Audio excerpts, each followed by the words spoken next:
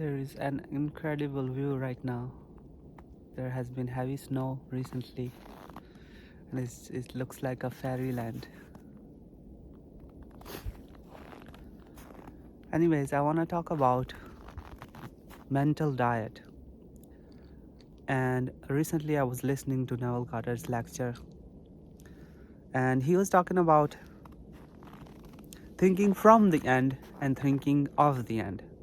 And I know a lot of people have talked about it a billion times, but I want to talk about it from a different perspective. Thinking of the end. Thinking of the end means we are always thinking of our desires as something that we don't have from a objective point of view. That I want to be healthy, but I am not healthy.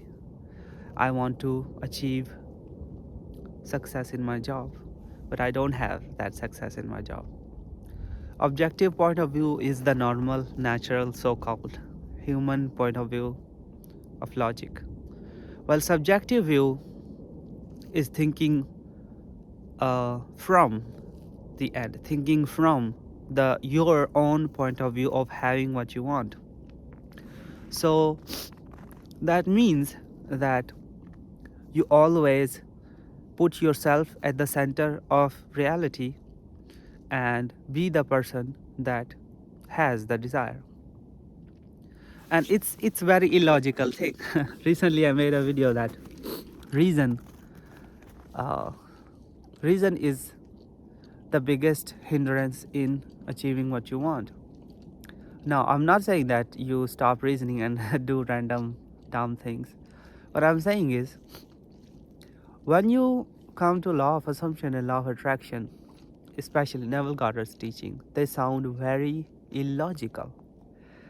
But logic, what is logic? Logic is looking at the world and orienting yourself from that perspective. Well, from that perspective, nothing out of the ordinary can be achieved. It's simple as that, right?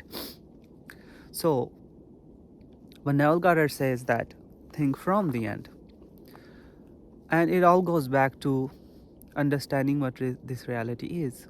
It all goes back to the saying of Jesus Christ. He said that I am in this world, but I am not of this world. So he was teaching us that we are playing a game in this world. We are having a drama, stage drama being played in this world, and we are acting out our part, but we are not of this world. We are spiritual beings having a temporary experience. So our real reality is our imagination. That's the fundamental reality out of which everything comes from. So if imagination is the fundamental reality, the base reality, then objective thinking or logical thinking is false, or it binds us to this so-called illusion. And then you are a slave to the illusion. You can't really change it much. And that is what 99% people are doing. They are thinking of desire. They are thinking objectively of this world. They are not thinking from subjective experience. And that is a very, very big shift in the mind. So what is subjective thinking? It is being biased. To put it very simply, it is being biased. People call it delusional. I don't like that idea. Being delusional, it is not being delusional. It is it is being authentic and very real. Because real reality is not this 3D world. Real reality is imagination. So your subjective reality, when it comes to your personal life, is real reality. So it's not being delusional. It's being biased to your frame of reference and what do you want. So from your desires, thinking from the end. So for that you must monitor your thinking. For that you must monitor your thinking. What is going on in your brain? For example, somebody can affirm that, oh, I am a millionaire, and 5 seconds later or 5 minutes later, they are thinking about how to pay the bills and how to do that, or I am broke and I'm not worthy. I'm not. See, you are not thinking from the end. You immediately shifted from thinking of the world from objective perspective, and you got lost in the sauce. You got lost in the illusion, and this is very normal. It happens to me like a billion times all day. But the thing is, what is persistence? A lot of people think that persistence is like really hard, trying, affirming all day, sitting in a meditative pose, and as Neville said, bursting a blood vessel. No, that's not persistence. Persistence is continuously coming back to subjective thinking, bias thinking, thinking from the end and not of the end. That's all. That's all is what persistence is. And you will continue to get lost in the sauce, but that's okay. So long as you come back to your subjective desires and your subjective experience, and you come back to imagination, and again you imagine what you want, or you affirm what you want. And it does not have to be a strenuous process or difficult process. You don't have to burst a blood vessel. It's very easy, actually. The only thing is awareness. Are you aware of your mental state that you are in? And Neville Goddard was talking about his experience with Abdullah, his very first manifestation, where he wanted to go to Barbados. And he told Abdullah that I don't have a nickel in my pocket. How can I go to Barbados? And I have a desire to go back to Barbados. And Abdullah said, you are in Barbados.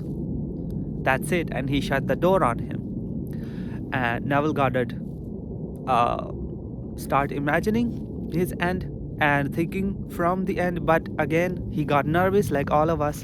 And after a few months, he came back to, I think 1 month, he said to Abdullah, I'm no nearer Barbados.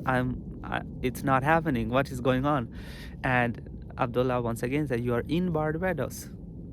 And he shut the door on him. So the point is, when you are thinking from your desire, you are already there. You are inside that state of being. So don't question it anymore. Don't think like, where is it then?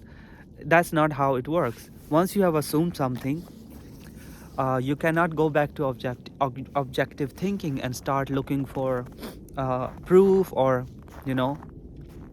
start looking for the evidence. There is no evidence in this world. All the evidence is made up by our own consciousness. Our imagination is animating this world. Again, this is not the base reality. This is a very important thing that you must understand. This is not the base reality. Your own wonderful human imagination is the base reality. Neville Goddard even so far went and said that that's the Jesus Christ. Your own wonderful imagination is God.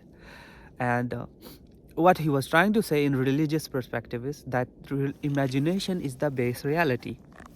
So thinking from your imagination is actually logical, is actually spiritual, is actually God-like thinking, or is actually the correct thinking. But we are lost in the illusion, and we think that objective, looking for proof in the objective reality is the so-called logical or real thing to do. It's not.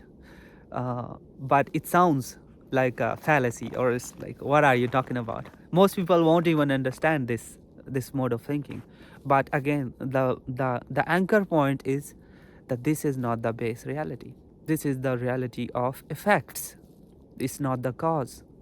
So where does cause lie? Cause lie in your imagination. As Neville Goddard said, there is no one and nothing to change but self. Why? Because when you change the self, the subjective imagination changes, your mental mind changes, the subjective experience changes, and the objective world then mirrors what you have done in your subjective experience. It's as simple as that. It's not easy to do.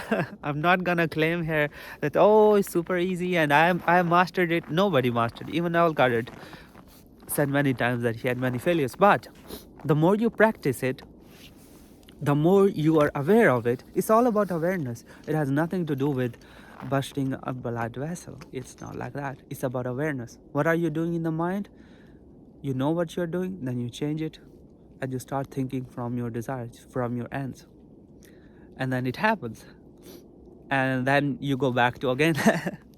We get lost in the sauce again. So I guess uh, what I'm trying to say is monitor your mental diet, and once you are in a state, just bring yourself back again and again and again and again, uh, as many times as is necessary.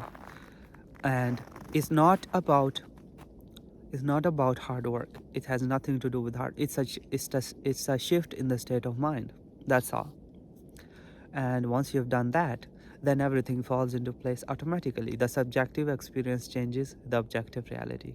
So this is it for this video. On the next time, bye.